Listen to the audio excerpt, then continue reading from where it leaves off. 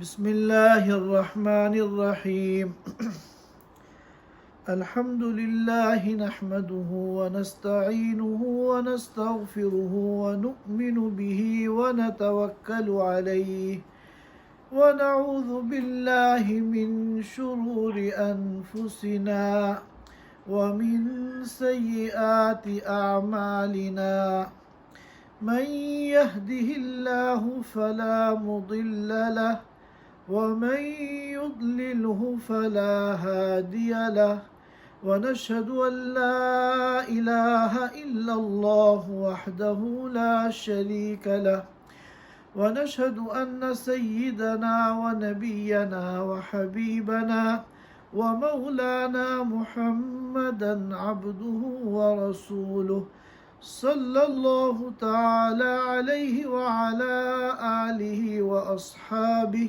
وبارك وسلم تسليما كثيرا كثيرا أما بعد فأعوذ بالله من الشيطان الرجيم بسم الله الرحمن الرحيم والسماء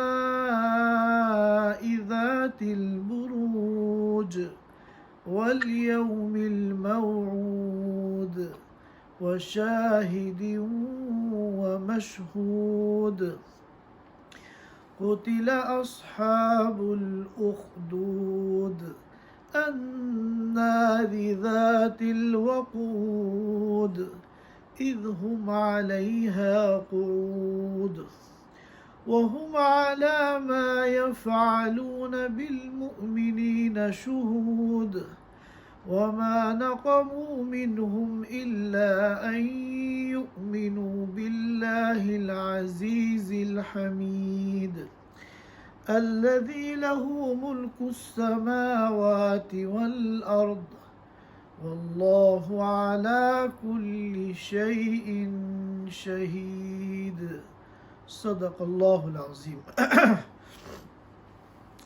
حضرات سامعین کرام، میں نے سورۃ البروج کی ابتدائی 9 آیتیں آپ حضرات کے سامنے تلاوت کی ہیں۔ آج انشاءاللہ ہم ان آیتوں کو سمجھنے کی کوشش کریں گے۔ یہ سورت مکیہ ہے اور کل 22 آیتوں پر یہ سورت مشتمل ہے، جن میں سے ابتدائی 9 آیتیں انشاءاللہ ہم آج سمجھیں گے اور باقی آیتیں انشاءاللہ ہم اگلی مجلسوں میں سمجھنے کی کوشش کریں گے۔ یہ سورت مکہ مکرمہ میں نازل ہوئی ہے اور اس میں کسی کا کوئی اختلاف نہیں ہے، اور مکہ مکرمہ کے قیام کے دوران اس وقت یہ سورت نازل ہوئی جب مشرکین مکہ کا نہتے اور کمزور مسلمانوں پر ظلم و ستم بہت زیادہ بڑھ گیا تھا، اور طرح طرح کی اذیتیں وہ ایمان والوں کو، صحابہ کرام کو دیتے تھے۔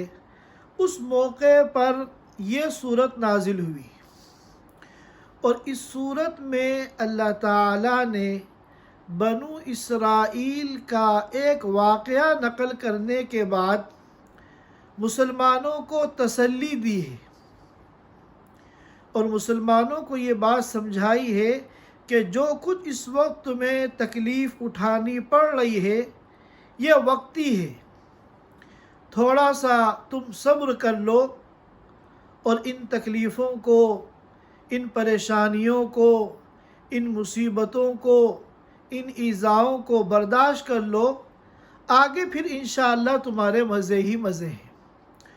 اور یہ جو مشرکین مکہ فرعون بنے ہوئے ہیں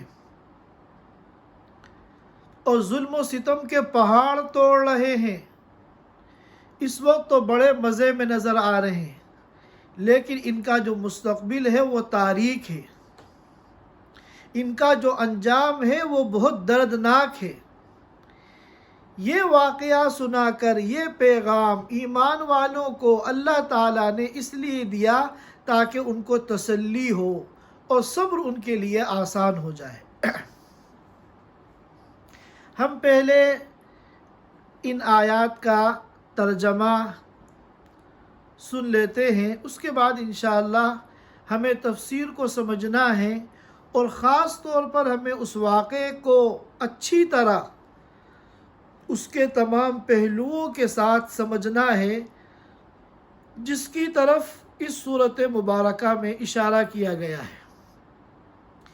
یہ صورت، جیسا کہ حافظ ابن کثیر نے امام احمد بن حنبل کے حوالے سے حضرت ابو ہریرہ رضی اللہ تعالی عنہ کی ایک روایت نقل کی ہے، جس میں وہ فرماتے ہیں کہ اللہ کے رسول صلی اللہ علیہ وسلم کبھی کبھی عشاء کی نماز میں سورۃ البروج اور سورۃ الطارق کی تلاوت فرماتے تھے۔ تو معلوم ہوا کہ یہ قرآن پاک کی ان مبارک صورتوں میں سے ہے جن کا خاص طور پر نمازوں میں پڑھنا اللہ کے رسول صلی اللہ علیہ وسلم سے ثابت ہے۔ اس صورت مبارکہ کا ترجمہ ہے وَالسَّمَاءِ ذَاتِ الْبُرُوجِ، قسم ہے اس آسمان کی جو برجوں والا ہے۔ برجوں سے کیا مراد ہے، اس کو ہم انشاءاللہ تفسیر کے دوران سمجھیں گے۔ وَالْيَوْمِ الْمَوْعُودِ، اور قسم ہے اس دن کی جس کا وعدہ کیا گیا ہے، اس سے مراد ہے قیامت کا دن۔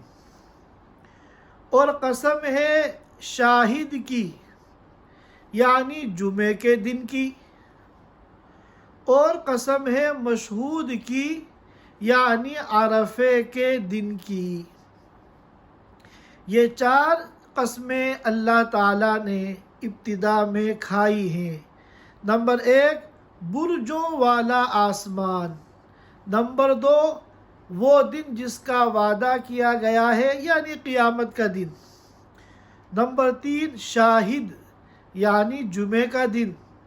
نمبر 4، مشہود یعنی عرفے کا دن، یعنی 9 ذی الحجہ۔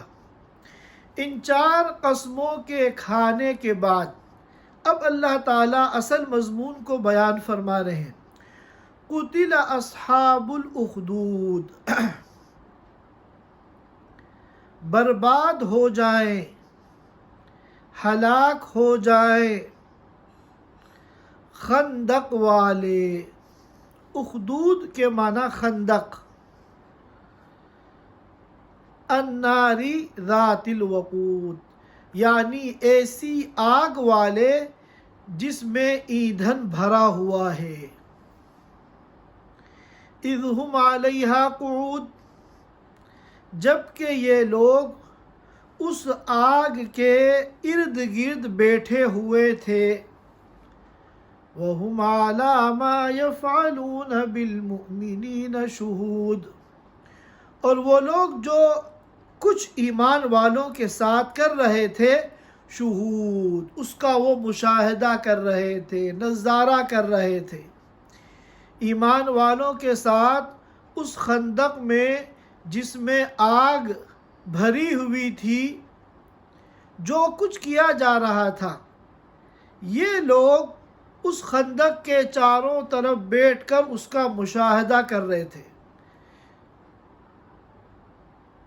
وَمَا نَقَمُوا مِنْهُمْ إِلَّا أَن يُؤْمِنُوا بِاللَّهِ الْعَزِيزِ الْحَمِيدِ، اور انہوں نے ایمان والوں سے یہ انتقام صرف اس لیے لیا کہ وہ ایمان لائے تھے اس اللہ پر جو زبردست ہے، قابل تعریف ہے، الذی لہ ملک السماوات والارض، جس کے لیے آسمانوں زمینوں کی بادشاہت ہے، واللہ علی کل شیء شہید، اور اللہ تعالی ہر چیز کو دیکھ رہا ہے، سب کچھ اللہ کی نگاہوں کے سامنے ہے۔ ایک مرتبہ اور ترجمہ سن لیں، والسماء ذات البروج، قسم ہے آسمان کی جو برجوں والا ہے، والیوم الموعود، قسم ہے اس دن کی جس کا وعدہ کیا گیا ہے، یعنی قیامت کے دن کی، وشاہد ومشہود، قسم ہے شاہد کی یعنی جمعے کے دن کی، اور مشہود کی یعنی عرفے کے دن کی۔ قتل اصحاب الاخدود، ہلاک ہو جائیں، برباد ہو جائیں، خندق والے، الناری ذات الوقود، یعنی ایسی آگ والے کہ جس میں ایندھن بھرا ہوا ہے،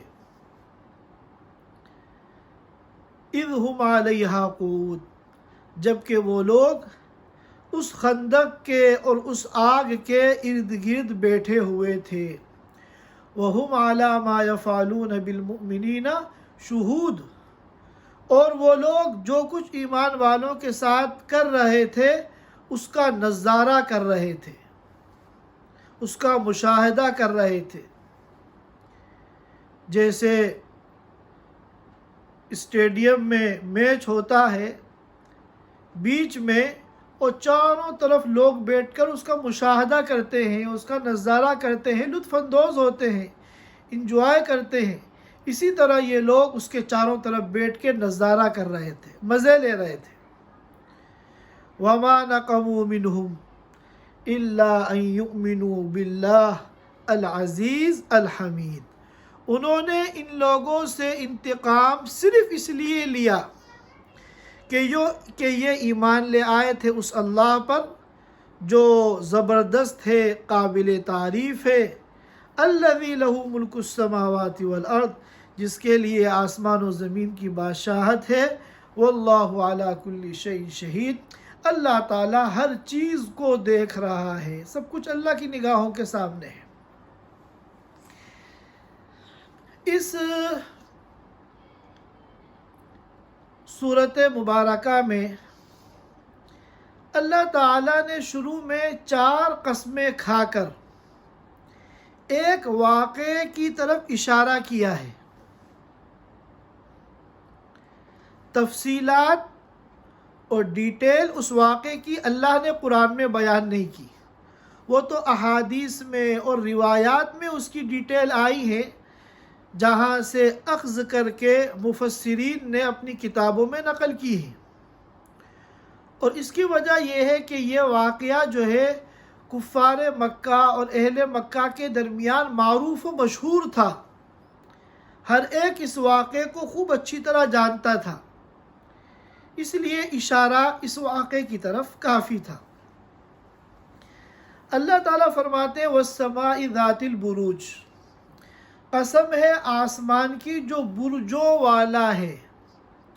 یہ بروج جمع ہے برج کی، برج جمع بروج، اصل میں برجہ جو مادہ ہے باراجیم، اس کے معنی آتے ہیں ظاہر ہونا، اور اسی سے نکلا ہے تبرج، برجہ یہ حروف اصلیہ ہیں، اسی سے نکلا ہے تبرج، اس لیے قرآن نے تبرج کو بے پردگی کے معنی میں استعمال کیا، اور خواتین کو حکم دیا وَلَا تَبَرَّجْنَ تَبَرُّجَ الْجَاهِلِيَّةِ الْأُولَى، کہ زمانہ جاہلیت کی طرح بے پردگی اختیار مت کرو، کیونکہ بے پردگی میں بھی عورت جن اعضاء کو چھپانا ہے ان کو ظاہر کرتی ہے، تو برجہ کے اصل معنی آتے ہیں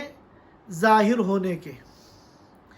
اب برج جمع بروج، قرآن کے لیے بروج کا ذکر، آسمان کے لیے بروج کا ذکر قرآن میں دوسرے مقام پہ بھی آیا ہے، تبارک الذی جعل فی السماء بروجا، بابرکت ہے وہ ذات جس نے آسمانوں میں بروج بنائے ہیں۔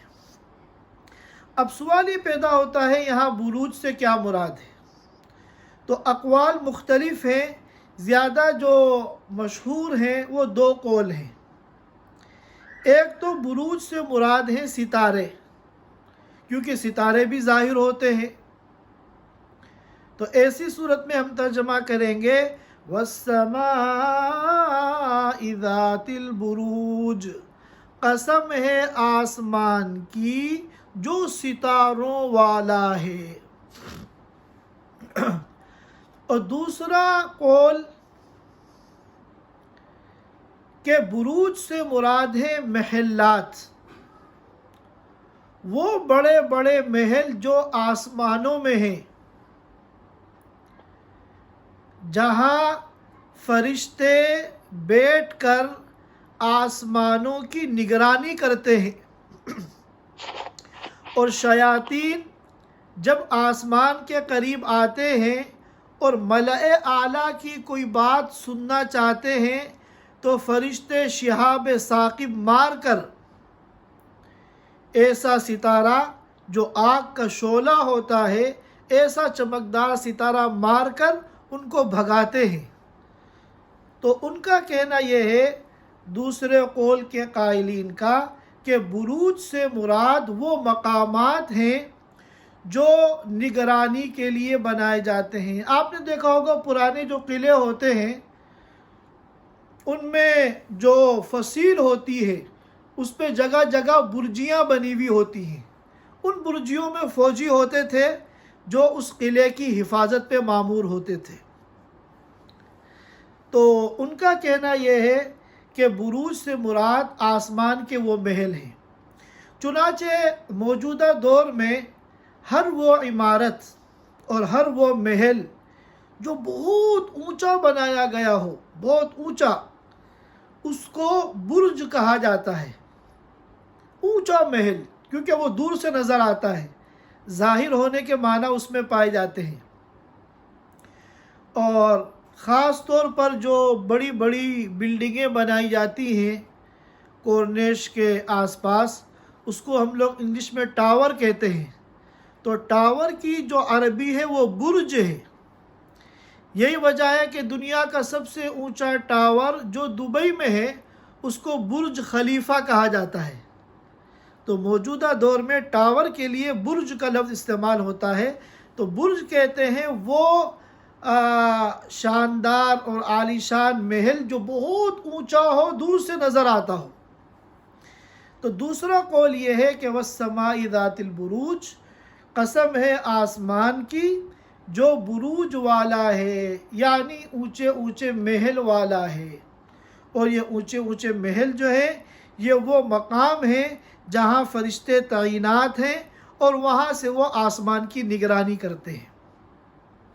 ان دونوں میں زیادہ مشہور جو قول ہے وہ پہلا قول ہے کہ بروج سے مراد ستارے ہیں، لہذا ہم ترجمے کے اندر اسی کو متعین کر دیتے ہیں اور ترجمہ کرتے ہیں وَالسَّمَاءِ ذَاتِ الْبُرُوجِ، قسم ہے آسمان کی جو ستاروں والا ہے، وَالْيَوْمِ الْمَوْعُودِ، اور قسم ہے اس دن کی جس کا وعدہ کیا گیا ہے۔ اس سے مراد قیامت کا دن ہے اور یہ متفق علیہ ہے، اس میں کوئی اختلاف نہیں ہے۔ وَشَاهِدٍ وَمَشْهُودٍ، شاہد سے کیا مراد ہے اور مشہود سے کیا مراد ہے، اس میں بھی متعدد اقوال ہیں۔ سب سے زیادہ مشہور قول یہ ہے کہ شاہد سے مراد ہے جمعے کا دن اور مشہود سے مراد ہے عرفے کا دن، جیسا کہ ترمذی کے اندر ایک روایت موجود ہے جس میں اللہ کے رسول صلی اللہ علیہ وسلم نے فرمایا کہ الیوم الموعود سے مراد قیامت کا دن ہے، شاہد سے مراد جمعے کا دن ہے اور مشہود سے مراد عرفے کا دن ہے۔ اس کے علاوہ بھی مختلف اقوال ہیں مفسرین کے، لیکن سب سے راجح قول یہی ہے، اور یہی وہ قول ہے جو حضرت علی رضی اللہ تعالیٰ عنہ نے اختیار کیا ہے، عبداللہ ابن عباس رضی اللہ تعالیٰ عنہ نے اختیار کیا ہے، عبداللہ ابن عمر رضی اللہ تعالیٰ عنہ نے اختیار کیا ہے، اور حضرت ابو ہریرہ رضی اللہ تعالیٰ عنہ نے اختیار کیا ہے۔ یہی وجہ ہے کہ حافظ ابن کثیر دمشقی نے تفسیر ابن کثیر کے اندر اسی قول کو جمہور کا قول نقل کیا ہے۔ شاہد کے ترجمہ ہے آنے والا اور دیکھنے والا، گواہی دینے والا، شاہد گواہ کو بھی کہتے ہیں۔ ظاہر ہے کہ انسان گواہی جب دیتا ہے کسی واقعے کی جب اس نے وہ واقعہ دیکھا ہو، اور دیکھتا کسی چیز کو انسان جب ہے جب وہاں موجود ہو، آیا ہو۔ تو یہ تینوں معنی جو ہے وہ لازم ملزوم ہے۔ تو شاہد کے معنی ہے آنے والا، مشہود کے معنی جہاں لوگ آتے ہیں۔ تو یہ جو فرق کیا گیا ہے اس کی غالباً وجہ یہ ہے کہ جمعے کے دن تو سب لوگ اپنی جگہ رہتے ہیں، اپنے اپنے شہر میں، اپنے محلے میں، اپنی بستی میں، جمعے کا دن ان کے پاس آتا ہے، لہذا یہ شاہد ہے آنے والا۔ اور عرفہ جو ہے وہاں لوگ پوری دنیا سے آتے ہیں، وہ مشہود ہے کہ لوگ اس کے پاس آتے ہیں، اس لیے اس کے لیے اس میں مفعول کا صیغہ استعمال کیا، مشہود۔ لہذا یہ چار قسمیں اللہ تعالیٰ نے کھائیں۔ قسم ہے اس آسمان کی جو ستاروں والا ہے، قسم ہے اس دن کی جس کا وعدہ کیا گیا ہے یعنی قیامت کے دن کی، اور قسم ہے شاہد کی یعنی جمعے کے دن کی، اور قسم ہے مشہود کی یعنی عرفے کے دن کی۔ یہ چار قسمیں کھانے کے بعد اللہ تعالیٰ جس واقعے کو بیان کر رہے ہیں، چونکہ ان آیات کے اندر انتہائی اختصار کے ساتھ واقعے کی طرف صرف اشارہ ہے، کوئی ڈیٹیل اس کی بیان نہیں کی گئی۔ ڈیٹیل اس کی جو ہے وہ روایتوں میں آئی ہے، مسلم شریف وغیرہ کے اندر تفصیل سے اس واقعے کو بیان کیا گیا ہے۔ تو میں پہلے اس واقعے کو بیان کر دیتا ہوں روایات کی روشنی میں، اس کے بعد پھر ہم ان آیتوں کا جو مفہوم ہے اور تفسیر ہے اس کو سمجھ لیں گے۔ یہ واقعہ پیش آیا تھا اللہ کے رسول صلی اللہ علیہ وسلم کے زمانے سے 70 سال پہلے۔ یمن کا ایک علاقہ تھا نجران، جو آج کل موجودہ نقشے کے اعتبار سے سعودیہ کے اندر آتا ہے۔ نجران یہ اس زمانے میں یمن کا ایک علاقہ تھا۔ آج یمن کے بارڈر پر سعودیہ کا یہ ایک علاقہ ہے۔ تو حضور صلی اللہ علیہ وسلم کے زمانے سے 70 سال پہلے یہ واقعہ پیش آیا۔ وہاں ایک بادشاہ تھا ذو نواس، اور اس نے خدائی کا دعویٰ کر رکھا تھا، اور اس علاقے کے جو عوام الناس تھے وہ سب اس کو اپنا خدا مانتے تھے۔ اس ذو نواس بادشاہ کا ایک کاہن تھا جس کو ہم نجومی کہتے ہیں، جو شیاطین سے خبریں لے کر غیب کی باتیں الٹے سیدھے طریقے سے بیان کرتے ہیں۔ تو وہ ایک کاہن تھا، بعض روایتوں میں ساحر کا لفظ بھی آیا ہے، جادوگر۔ تو بادشاہ جو ہے چونکہ خود فاسد العقیدہ تھا، اس لیے وہ اس سے خبریں معلوم کرتا تھا۔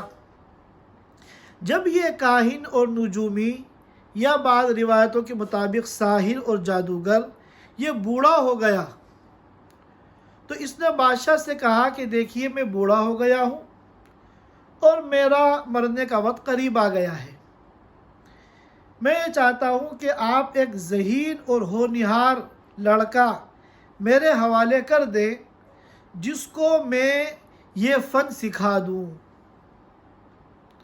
یہ جو کہانت ہے یہ فن میں اس کو سکھا دوں تاکہ میرے مرنے کے بعد آپ کا کام چلتا رہے۔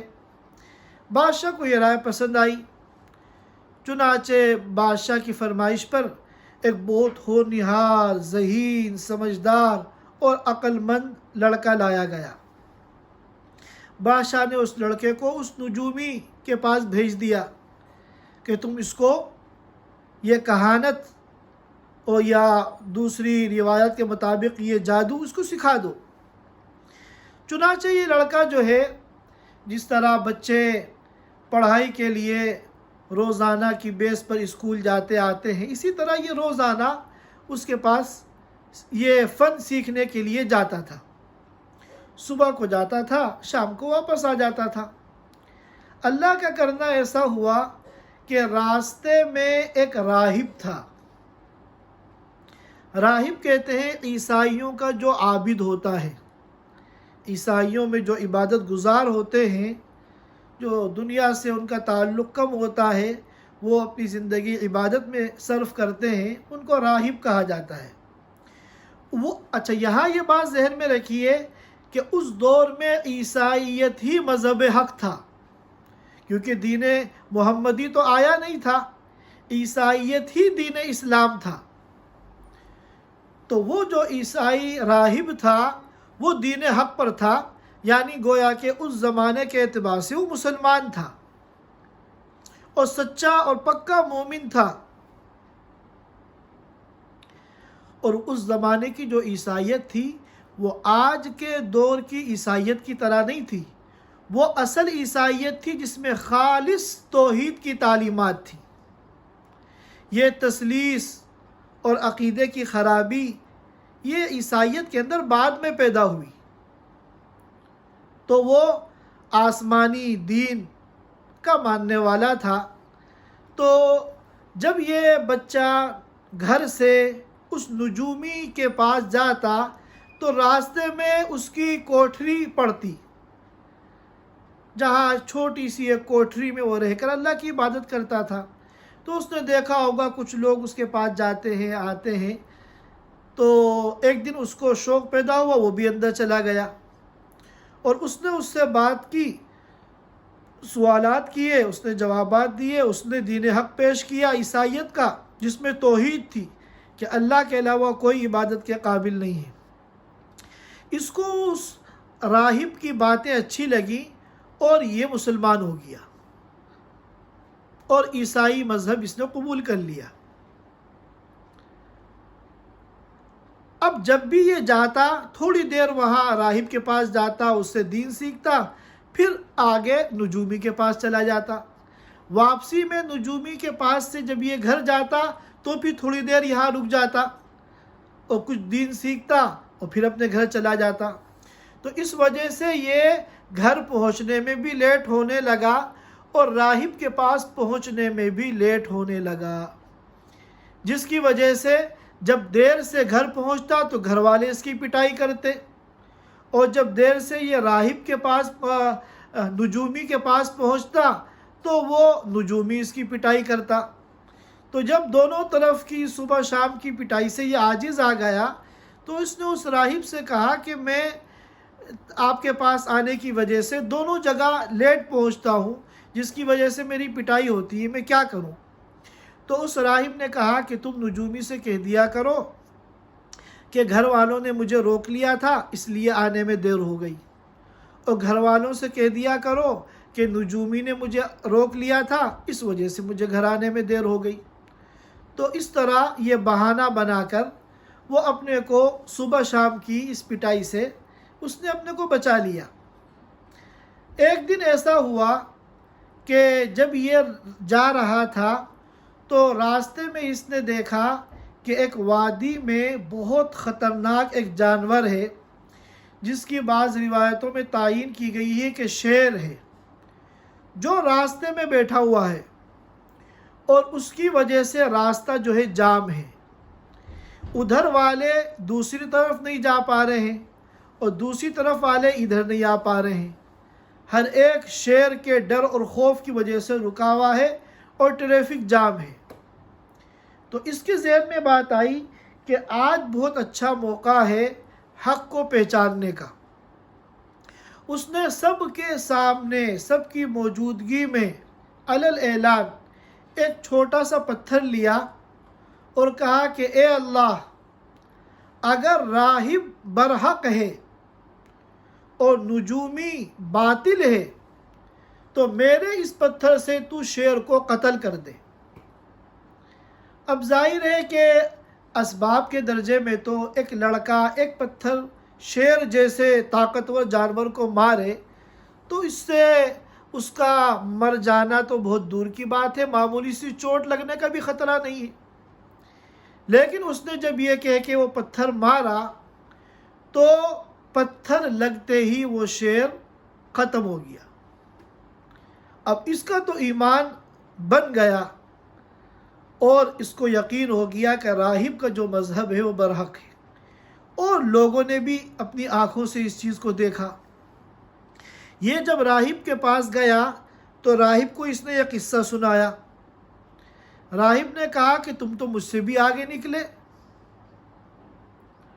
تمہاری جو ایمان کی سطح ہے وہ تو مجھ سے بھی آگے ہے۔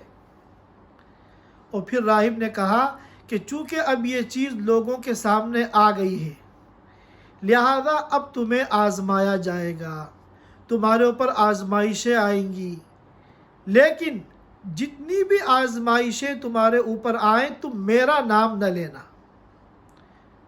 میرے بارے میں نہ بتانا کسی کو۔ اس نے کہا ٹھیک ہے، بہت اچھی بات۔ اب ہوا ایسا کہ کچھ لوگ اس لڑکے کے پاس آتے اور اپنی بیماریاں بتاتے کہ آپ اتنی بڑی کرامت والے ہیں، میری بیماری کو بھی دور کر دیے، شفا دے دیے۔ تو وہ لڑکا کہتا کہ دیکھو شفا تو میرے ہاتھ میں نہیں ہے، اگر تم اللہ کی وحدانیت کا اقرار کر لو اور اللہ کی وحدانیت پر ایمان لے آؤ تو میں اللہ سے دعا کر دوں گا، اللہ تمہیں شفا دے دیں گے۔ چنانچہ وہ بیمار لوگ جو تھے وہ اسلام کو قبول کر لیتے اور توحید کا اقرار کر لیتے، پھر اس لڑکے کی دعا پر اللہ پاک اس کو شفا دے دیتے۔ یہ محدود پیمانے پر یہ اس طرح ایک سلسلہ شروع ہوا، جس کی خبر بادشاہ کے ایک درباری کو پہنچی۔ بادشاہ کا جو یہ درباری تھا، اس کو آنکھ میں کوئی ایسی بیماری ہو گئی تھی جس کی وجہ سے اس کی بینائی چلی گئی تھی، وہ اندھا ہو گیا تھا۔ اس کو جب پتہ چلا تو وہ بہت سارا تحفہ لے کر اس لڑکے کے پاس آیا اور اس سے کہا ہے کہ میں نے سنا ہے کہ بہت سے لوگوں کو آپ کے ذریعے شفا مل گئی ہے، آپ جو ہے یہ میری جو بینائی ہے اس کو بھی آپ واپس لوٹا دیے۔ تو لڑکے نے وہی بات کہی کہ دیکھو شفا دینے والا تو میں نہیں ہوں، البتہ تم اگر اللہ کی توحید کو مان لو تو میں اللہ سے دعا کروں گا، اللہ تمہیں شفا دے دیں گے۔ چنانچہ اس نے بھی اللہ کی توحید کا اقرار کر لیا اور اسلام میں داخل ہو گیا۔ لڑکے نے دعا کی، اللہ نے اس کو شفا دی اور اس کی آنکھوں سے نظر آنے لگا۔ اب جب ایک دن یہ دربار میں بیٹھا اور سب کچھ دیکھنے لگا تو بادشاہ نے کہا کہ تمہاری آنکھ کیسے ٹھیک ہو گئی؟ تو اس نے کہا کہ میرے رب نے میری بینائی واپس کر دی، میری آنکھوں کی روشنی واپس کر دی۔ تو اس بادشاہ نے ذو نواس نے کہا کیا میرے علاوہ بھی کوئی رب ہے؟ کیونکہ اس کو معلوم تھا کہ میں نے تو واپس نہیں کی، تو یہ کس کو رب کہہ رہا ہے؟ تو بادشاہ نے کہا کیا میرے علاوہ بھی تمہارا کوئی رب ہے؟ تو اس نے کہا ربی و ربک اللہ، میرا اور آپ کا سب کا رب اللہ ہے۔ بس یہ کہنا تھا کہ بادشاہ کو غصہ آ گیا اور بادشاہ نے اس کے اوپر ظلم و ستم کے پہاڑ توڑ دیے اور اتنا اس کو ٹارچر کیا کہ اس نے پھر لڑکے کا نام لے لیا۔ جب اس لڑکے کا نام لیا تو اس لڑکے کو بلایا گیا۔ بادشاہ نے پھر اس کو ٹارچر کیا، اس کو اذیتیں دی اور اتنا اس کو اذیت دی کہ یہ برداشت نہیں کر پایا، اس نے پھر راہب کا نام لے لیا۔ بادشاہ نے پھر اس راہب کو بلوایا اور پھر بادشاہ نے ان دونوں پر اپنی خدائی پیش کی کہ تم اپنے دین کو چھوڑ دو اور میری خدائی کو مان لو تو میں چھوڑ دوں گا۔ ان دونوں نے انکار کر دیا تو بادشاہ نے پہلے راہب کے سر پہ درمیان میں آری چلوائی اور پورے جسم کے 2 ٹکڑے ہو کے زمین پہ گر گئے۔ اسی طرح وہ جو درباری تھا اس کا ساتھ بھی یہی حشر کیا۔ اس لڑکے کے بارے میں بادشاہ نے سوچا اس کو تو ایسی سزا دینی چاہیے کہ یہ عبرت بن جائے، نمونہ عبرت بن جائے، کسی کے اندر پھر ہمت نہ ہو میرے علاوہ کسی کو خدا ماننے کی۔ چنانچہ اس نے ایک ٹیم بنائی اور ان کے ذمے کیا کہ اس کو لے جاؤ پہاڑ کی چوٹی پر، اور پہاڑ کی چوٹی پر لے جا کر اس کو میرا دین پیش کرو، اگر یہ مان لے اور اپنے مذہب کو چھوڑ دے تو فبیہا، ورنہ پھر اس کو اوپر سے نیچے پھینک دو۔ جب یہ لوگ اس لڑکے کو لے کر پہاڑ کی چوٹی پر گئے اور انہوں نے اس پر بادشاہ کی جو فرمائش تھی وہ پیش کی کہ تم اپنا مذہب چھوڑ دو، اس نے انکار کر دیا، تو یہ اس کو نیچے پھینکنے لگے۔ اس نے دعا کی اللہم اکفنیہم بما شئت، آج بھی دشمنوں کے شر سے بچنے کے لیے انتہائی مجرب اور مقبول دعا ہے، اللہم اکفنیہم بما شئت۔ یہ دعا پڑھنی تھی کہ پہاڑ میں ایک حرکت پیدا ہوئی اور یہ لوگ جو اس کو گرانے کے لیے آئے تھے خود ڈس بیلنس ہوئے اور سارے وہاں سے نیچے جا کے گرے، اور یہ صحیح سلامت وہاں سے چلتا ہوا آیا اور سیدھا بادشاہ کے پاس پہنچ گیا۔ بادشاہ اس کو دیکھ کے حیران، پوچھا وہ لوگ کہاں ہیں؟ کہا کہ وہ سب لوگ پہاڑ پہ سے گر کے مر گئے۔ تو بادشاہ نے پھر ایک دوسری ٹیم تیار کی اور ان سے کہا کہ اس کو لے جاؤ سمندر میں، اور بیچ سمندر میں جا کر اس سے کہو کہ اپنا مذہب چھوڑ دے، اگر چھوڑ دے تو بہت اچھی بات ہے، ورنہ اس کو بیچ سمندر میں ڈبو دو۔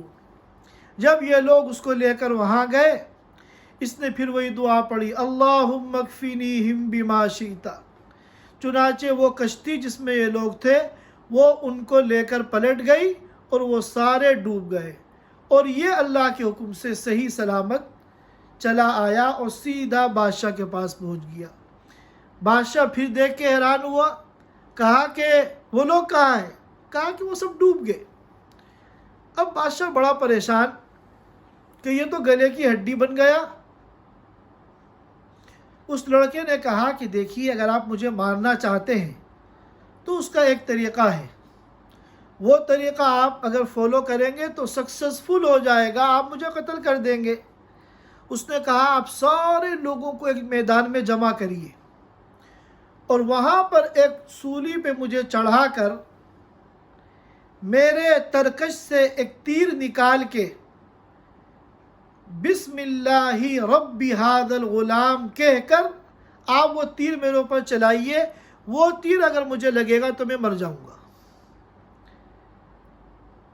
تو گرچہ بادشاہ کو پتا تھا کہ بسم اللہ رب ھذا الغلام یہی تو سارا اختلافی مسئلہ ہے کہ اس اللہ کے نام سے میں تیر چلا رہا ہوں جو اس غلام کا رب ہے، وہ تو ساری دنیا کا رب اپنے کو سمجھتا ہے، لیکن وہاں چونکہ عزت داؤ پہ لگی ہوئی تھی اس لیے اس نے اسی پر عمل کیا۔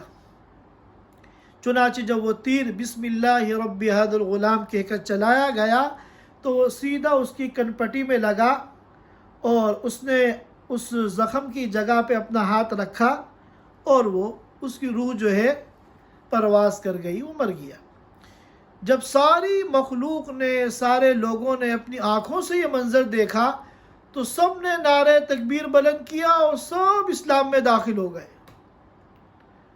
کیونکہ ان کو یقین آ گیا کہ یہ کیسا خدا ہے کہ ایک انسان کو مار نہیں پا رہا ہے، اور اس کو مارنے میں بھی کامیاب جب ہوا جب اس نے غلام کے رب کا نام لیا۔ معلوم ہے وہ جو غلام کا رب ہے وہی فعال لما یرید ہے، اسی کی چلتی ہے۔ چنانچہ ان سب نے توحید کا اقرار کر لیا۔ بادشاہ کو بڑا غصہ آیا۔ بادشاہ نے پھر ایک بہت خطرناک منصوبہ بنایا اور بہت بڑی خندقیں کھدوائیں۔ اخدود جمع اخادید، خندق کو کہتے ہیں جو گڑھا ہوتا ہے، زمین میں کھود کر جو گڑھا بنایا جاتا ہے اسے خندق کہتے ہیں، لیکن اخدود جو ہے وہ گڑھا جو لمبائی میں ہو، جیسے نہریں نکالی جاتی ہیں، نالے بنائے جاتے ہیں تو یہ لمبائی میں ہوتے ہیں۔ تو اس طرح اس نے بہت بڑا لمبائی میں ایک گڑھا بنوایا اور اس میں آگ لگائی، اور اس آگ کے اندر ایندھن वक़ूद के माना एक मरतबा पहले भी मैंने बताए थे, उस मादे और मटेरियल को वक़ूद कहते हैं जिससे आग जो है भड़कती है। उस ज़माने में आग को भड़काने के लिए लकड़ी इस्तेमाल की जाती थी, इसलिए उसमें खूब लकड़ियाँ डाली गईं ताकि आग जो है बुझे नहीं बल्कि जलती रहे, ख़त्म ना हो। और मैंने बताया था कि चूँकि पेट्रोल से भी आग भड़कती है, इसलिए वक़ूद पेट्रोल को भी कहते हैं। हमारे यहाँ कतर में जो पेट्रोल स्टेशन है उनको वक़ूद इसीलिए कहा जाता है। कुरान में तो वक़ूद आया है, यहाँ लफ्ज़ वक़ूद डब्लू के बाद ओ आता है, तो ये दोनों लुगत हैं, वक़ूद भी वक़ूद भी। बहरकैफ जब उसने ये इतनी बड़ी खंदक खुदवाई और उसमें आग लगाई, और आग भी ऐसी कि जिसके ईंधन जो है उसमें भरा हुआ था, अन्नारी ज़ातिल वक़ूद, ऐसी आग जिसमें ईंधन भरा हुआ था। और फिर कहा कि एक एक को पकड़ो और कहो कि अगर तुम अल्लाह की वहदानियत का इनकार कर दोगे तुम्हारी जान बच जाएगी, और अल्लाह की वहदानियत का इकरार करोगे तो तुम्हें इसमें डाल दिया जाएगा। अल्लाह ताला ने उन लोगों को ऐसी इस्तिकामत अता फरमाई कि सभी उस वक्त जो लोग ईमान लाए थे किसी ने भी इनकार नहीं किया, सब अल्लाह की वहदानियत का इकरार करते रहे और उस आग में उनको डाला जाता रहा। सिर्फ एक औरत थी जिसकी गोद में शीरखार दूध पीता बच्चा था, तो उसको उस बच्चे की वजह से तज़ब्ज़ुब होने लगा। तो उस बच्चे ने अपनी माँ से कहा, इस्बिरी फ़इन्नकी अलल हक़। उस बच्चे ने अपनी माँ से कहा कि आप साबित कदम रहिए क्योंकि आप हक़ पर हैं। तो उस माँ ने भी फिर तौहीद का इकरार कर लिया, चुनाचे उसको भी उसमें डाल दिया गया। रिवायतों में आता है कि तकरीबन 12,000 ये मुसलमान थे जिनको उस खंदक में जला कर उन्होंने ख़त्म कर दिया। और ये लोग जो थे हुकूमत के दरबानी और उसके मानने वाले, वो ये उस खंदक के चारों तरफ जो है उसका नज़ारा, उनको जलते हुए देखते रहे, नज़ारा करते रहे। ये जो ग़ुलाम था, रिवायतों में आता है कि इसका नाम था अब्दुल्ला बिन सामिर। ये लड़का, इसका नाम था अब्दुल्ला बिन सामिर। और हज़रत उमर रज़ियल्लाहु ताला अन्हु की खिलाफत के ज़माने में, जैसा कि मोहम्मद इब्न इसहाक़ की रिवायत में आता है, किसी वजह से नजरान में इसकी कब्र को खोला गया। तो जब इसकी कब्र खोली गई तो इसकी लाश इस तरह मिली कि वो कब्र में बैठा हुआ था इसी तरह, और अपने ज़ख़म की जगह पर इसी तरह उसका हाथ रखा हुआ था, जिस तरह ज़ख़म लगने के बाद उसने हाथ रखा था। और उसके हाथ में एक अंगूठी थी जिस पे लिखा हुआ था रब्बी अल्लाह। तो एक शख्स ने वो हाथ वहाँ से हटाया तो खून बहने लगा, फिर हाथ को उसी जगह रख दिया, खून रुक गया। तो उस वक्त जो यमन के नजरान के गवर्नर थे, उन्होंने हज़रत उमर रज़ियल्लाहु ताला अन्हु को ख़त लिखा और पूरी सूरत हाल उनको बताई। तो हज़रत उमर रज़ियल्लाहु ताला अन्हु ने कहा कि अंगूठी समेत उसको इसी तरह जो है दफन कर दो और इस कब्र के साथ छेड़छाड़ न करो। तो बहरकैफ ये एक तारीख़ी वाक़या है जिसकी तरफ इसमें इशारा किया, इस सूरत मुबारका में इशारा किया गया है। और भी कुछ तफसीली मालूमात हैं, वक्त चूँकि इस वक्त हो गया है, इंशाअल्लाह हम अगली मजलिसों में इसको पूरा करेंगे और इन आयतों की भी जो है लफ्ज़ी तफसीर हम इंशाअल्लाह अगली मजलिस में इसको समझेंगे। अल्लाह पाक हम सबको कहने सुनने से ज़्यादा अमल की तौफ़ीक़ अता फ़रमाए। व आखिरु दावाना अनिल हम्दुलिल्लाहि रब्बिल आलमीन। उसमें से कुछ वापस हाँ, अगर